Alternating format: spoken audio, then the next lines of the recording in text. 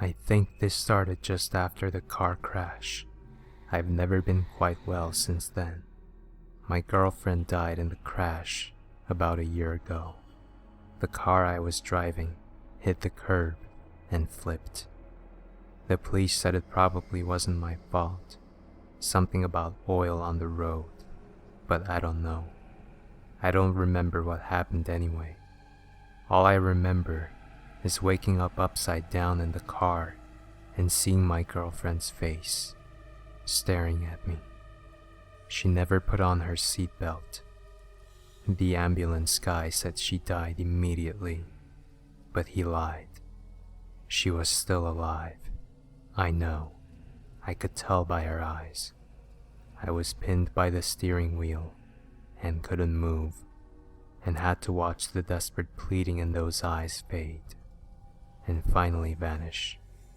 Her body slowly relaxed and fell on top of me in the compacted space of the crushed vehicle.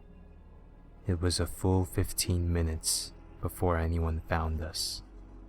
That, I guess, was pretty scary in itself. Anyway, I was in the hospital for a few months. I was morphiated pretty good most of that time, which wasn't as pleasant as you might think. I kept having these visions. I was never really sure whether I was awake or asleep. Sometimes at night, I'd wake up for no reason, convinced someone was in the room. Then I'd listen in the absolute stillness of the dark ward for the slightest sound, the tiniest echo of a squeak far away down the corridors. I usually ended up scaring myself and hiding under the covers like a sissy. I'd been living by myself before all this, and working as a mobile phone technician. When I got released from the hospital, my girlfriend's parents kindly offered to let me stay with them for a while. I guess it brought them a sort of comfort, being close to the person who was close to their daughter. They treated me nicely, but with a kind of reticence, which I figured was fair enough due to the cause of the accident having never been firmly established. I got to stay in their old room. It was full of ugly old teddy bears and trinkets. The first night I slept there, something weird happened. I was having a troubling dream in which I was walking through a house, my house, except all the furniture was gone, everything gone, stripped bare. I was calling her name, but I was too late. Whoever had lived here had moved long ago.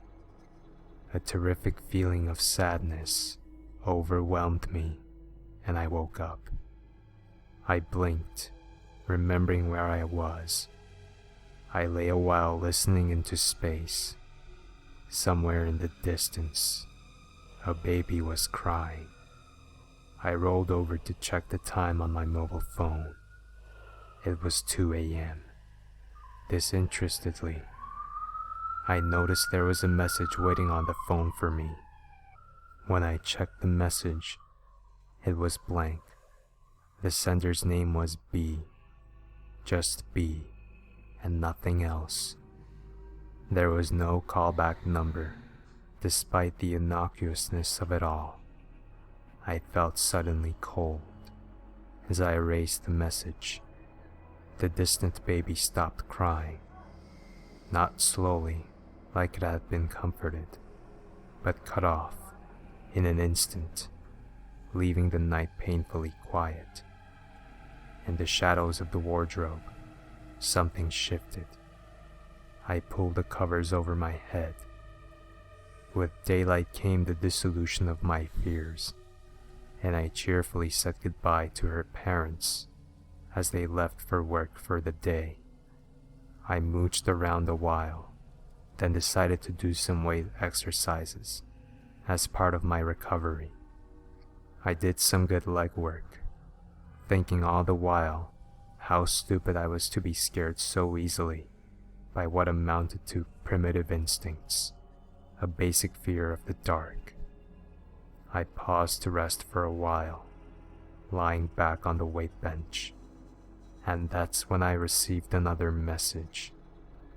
It was the same thing, blank, but this time the sender's name came up as B.A. This annoyed the hell out of me. It was obvious that someone was playing some kind of sick joke, since the next message would undoubtedly be from B.A.B. and then Baby, which was the pet name my girlfriend and I used for each other. Not an imaginative pet name, I know, but then, hey. I frowned, staring at the phone. I knew what I was gonna do. I'd get this bastard, whoever it was. Like I said, I worked in the mobile phone industry. I made a few calls. Soon, I had the equipment I needed to track and trace any outside contacts coming into my phone. The legality was dubious, but I didn't give a shit. That night, I stayed up late, excited by the prospect of hunting down the perpetrator. It was a nice clear night and very still. I loaded up all my equipment into my girlfriend's parents' car, which I'd explained to them I needed to borrow for a special phone company investigation. They were apprehensive, because it was the first time that I would have driven since the accident, but I was persistent. Then I made up a little pot of coffee, played some video games, and waited. It came in at 1 a.m. My phone started blinking and beeping, and I grabbed it reflexively, knocking it off the counter. When I checked the message, it didn't say Bab, like I expected, but was just gargled numbers and letters. No matter. I ran to the car and drove to the highway, activating the track and trace as I went. The initial response from my equipment indicated an area out in the south, so I headed that way. It felt good to be behind the wheel again, and there were very few cars on the road. As I drove, I got another message. Once again, it was just a jumble of numbers and letters. Strangely, my equipment reported an originating location entirely different. I had to turn right around and head in the opposite direction. When I reached the area, I had to pull over and stop. I knew this area. This is where the accident took place. My phone was now registering messages every 5 seconds or so. I turned it off. I parked the car and got out. There was no one around as I approached the scene. No sign that anything had taken place here. I knelt down and examined the curb and ran my fingers along a deep groove in the concrete. I felt a profound sense of regret and the lonely depths of time. I just want to say that I wasn't scared at this point. I found it fascinating, actually. It was like a real criminal investigation. I wasn't even upset or annoyed by the nature of it all. I turned around and surveyed the neighborhood. Then, and only then, did I remember. We had been driving along in an upbeat mood, gossiping about friends of ours fallen recently pregnant. She had raised the topic and driven the conversation. I had been making my usual comments about how having children was stupid and pointless. She had become suddenly quiet. Then she had told me, and I'd grown angry, really angry, and yelled at her for the first time. And that, of course, is when things had got out of control, and the car had got out of control, and I had solved all our problems. I felt weak at the knees. I bent down, but I didn't cry. I just breathed heavily, and then I heard something. a baby crying, somewhere in the park, to the right. I stood up. I felt the anger rise within me again. I was not scared at all. I charged down into the park, slipping over wet grass and knocking into risen paving stones, fuming all the way, pushing tree branches aside, heading for the source of the cries. Then the cries stopped, and I stopped. It was dead quiet. I peered into the darkness, seeing. Something knocked me down. Something incredibly powerful. Something that was more a force than anything, appending me onto the wet grass. Something pressed against my chest and my face, suffocating me, pinning my arms and legs against all hope of rebellion. Something held me there, while I panicked and exhausted all the options of panic, until I stopped trying to thrash and just screamed. Except something pushed itself down my throat, and stopped that too. I choked, and it allowed me to breathe again. There was a horrible silence. The thing pushed close to my face. "I miss you," it said. I screamed and thrashed around again, to the utmost extent, and somehow got free, and got to my feet, and ran, scraping against the tree branches and the rock walls of the park, and got to the main road again, and into my car, and drove out of there at full speed, talking to myself. What the fuck? What the fuck was that? Over and over, and sort of choking, and laughing even. Oh my God, what am I gonna do? What am I gonna do? I can't believe it. Driving with pretty good precision considering, looking around into the backseat to make sure nothing was in there. Until eventually, I calmed down a little and started explaining to myself, in a voice that was odd and high-pitched to me, "That makes no fucking sense. None at all. No fucking sense. You're stressed out.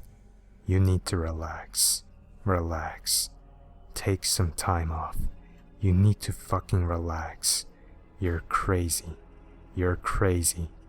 You're crazy. Crazy motherfucker. Crazy motherfucker."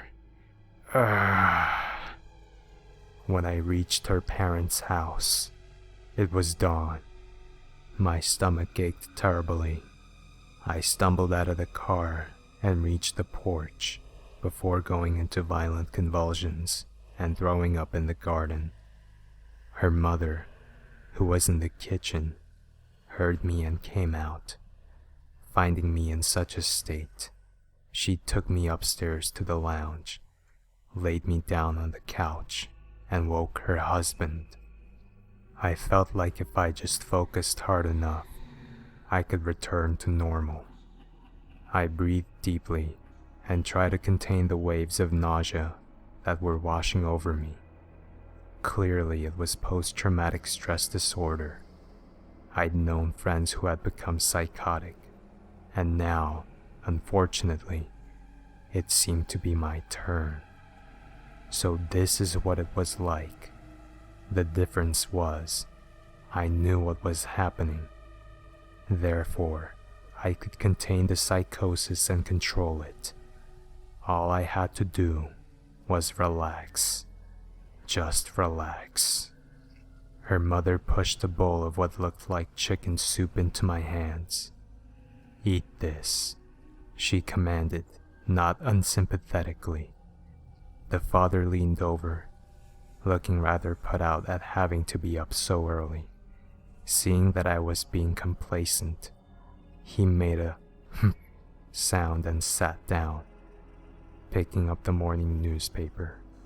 I felt my neck muscles loosen, and I sighed, smiling softly. There was a creak in the hallway. I half noticed it. Houses creak all the time. Then there was another creak. It wasn't the usual gravitational settling sound. I raised my head. Something was coming down the hall. No, it couldn't possibly. Something appeared around the corner of the hall. I screamed and pointed. They had to see it. They had to. The father continued reading his paper. He smiled and smoked his pipe. I thrashed and screamed.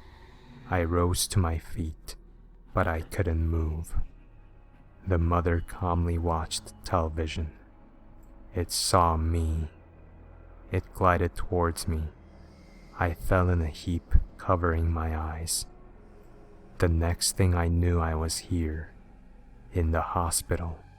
The nurses tell me it has been a week since all this happened. I'm not sure if I believe them. For one thing, they all smile slyly when they tell me anything. Plus, I think they're drugging me surreptitiously. I feel so woozy all the time. I hate this place. It is so barren and lifeless. But to be honest, I like the fact that there are bars on the windows. Sometimes, I wake up at night. It is always very quiet, and there is no one around. I often hear babies crying in the distance. A couple of times, I heard tapping on the windows. But I took some more pills, so it doesn't matter. The only thing I don't like is that there is no lock on the wardrobe. Please get me a lock on the wardrobe. I don't like what's in there, so please do something about it. Please close it off. Please help me.